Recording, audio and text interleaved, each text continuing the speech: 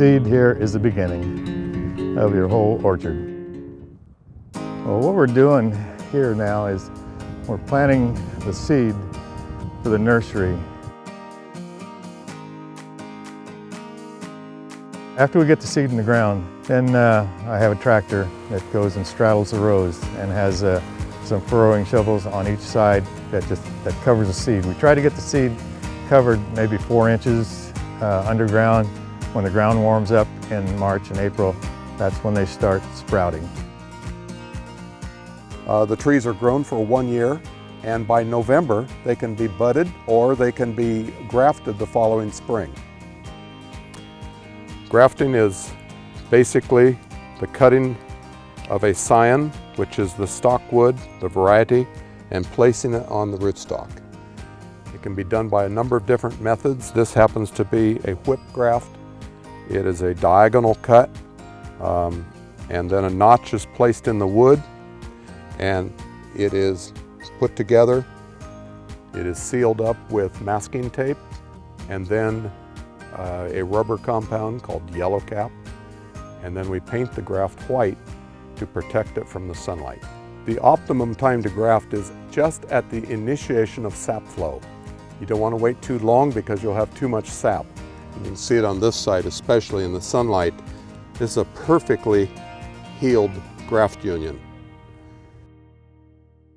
These are the 2-year-old trees that we'll be pulling out of the ground, digging this year. A year ago we grafted them and they've grown to this size.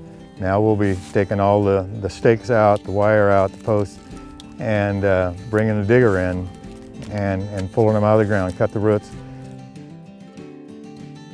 We auger the hole, put a little nutrients in the hole, then we plant the tree, shovel it in, and then we put a stake by it for it to grow for strength.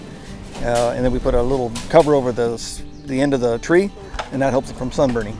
And then we also put some interior latex white paint on there to help keep the tree from dehydrating until the roots get a hold, and we're able to bring up the nutrients and water from the ground.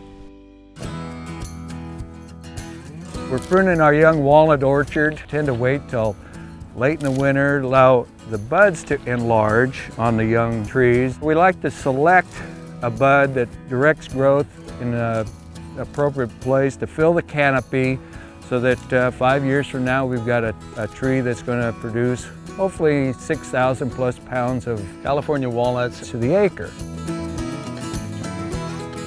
Our guys are checking the tops of the trees to see if there's any limbs that could come out to increase the light penetration into the center of the tree.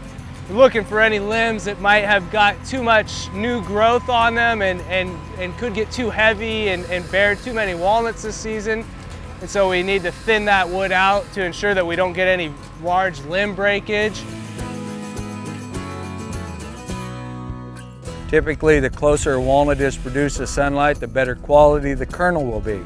So we try to design the tree, develop scaffolds to have a good open center canopy, and get sunlight penetration throughout that. That helps maintain that good quality that California walnuts are renowned for. As soon as these flowers begin to open, they release pollen.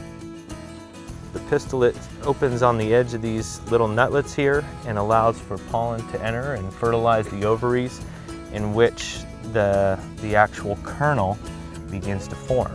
The pollen has come through the stigmas down a pollen tube into the ovary. This is the development of the walnut kernel, the very light cream color. The light green is the shell of the walnut developing, and the dark green around the perimeter is the hull.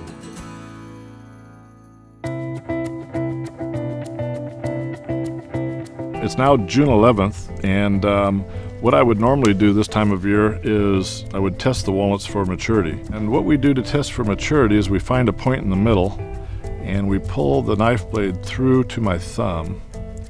And if the knife blade comes through very gentle and easy to pull through, we do not have a hard shell yet. What we have right here is a partially developed walnut. And it's about 25 days from having a hard shell. You can see right here the fluid portion of the nut developing. This will become the kernel. call it skirting with the rotary blade.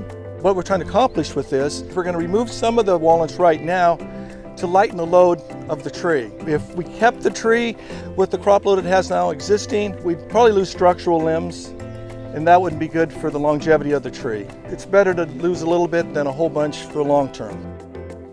So a walnut, when it's growing, it has a green hull on it, or a green husk. The hull or husk is nature's way of protecting the walnut. A consumer may drive by a walnut tree. They may not actually recognize the walnut because that brown shell that we're so used to seeing will be covered by that green hull. And when that walnut hull or husk starts to dry up and open, that's Mother Nature's sign that it's time to begin harvest.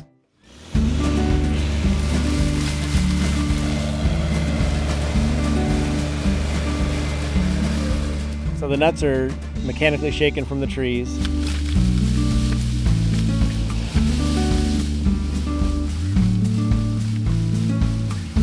From there, they're swept into windrows.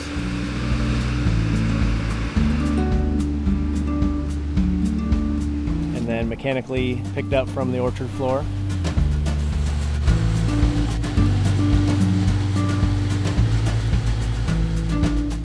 After that step, they are delivered to a huller dryer. The huller dryer, we're removing the green outer husk or hull. After the hull or husk has been removed, the walnuts are washed. And then they're dried to a stable moisture, generally around 8%. After the huller dryer, the nuts are delivered to a processor.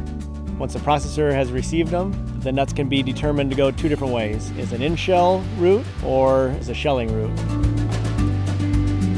In-shell walnut processing involves sizing, then washing. The sizing step, walnuts pass through a punched hole drum that has different size holes in it, allowing different size walnuts to fall through in the different areas. The walnuts then go through one last water wash to remove any last debris. The nuts are then visually hand sorted and packaged into sacks. The in-shell walnuts are then shipped.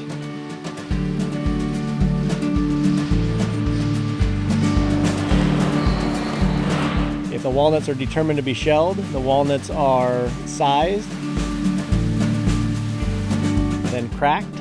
They're sized using a set of rollers that are shaped like an upside-down V, where the smallest walnuts are falling through at the top and the largest walnuts are falling through at the bottom.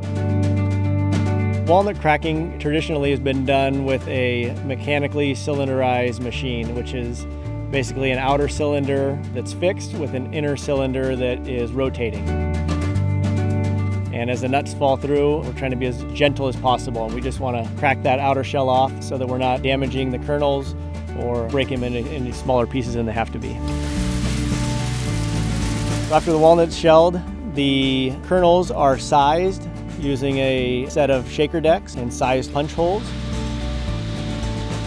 After the walnuts are sized, they shell and any fore material is then mechanically blown from the kernels.